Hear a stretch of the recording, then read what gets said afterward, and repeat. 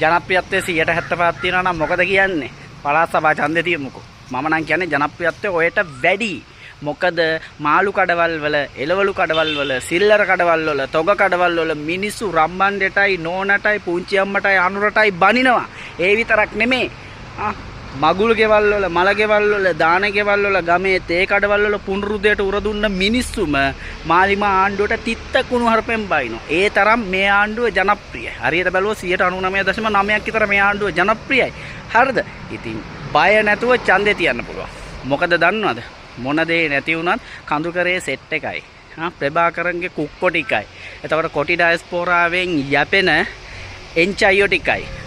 සහරාන්ගේ ඉබ්‍රාහිම්ගේ ජාන කලවම් වෙච්ච සෙට් එකයි ප්‍රභාකරන්ගේ ජාන කලවම් වෙච්ච සිංහල බෞද්ධ සෙට් එකයි මචං බැලට් පේපරේ ඉස්සරහා මාලිමාවට කතිරේ ගහනවා.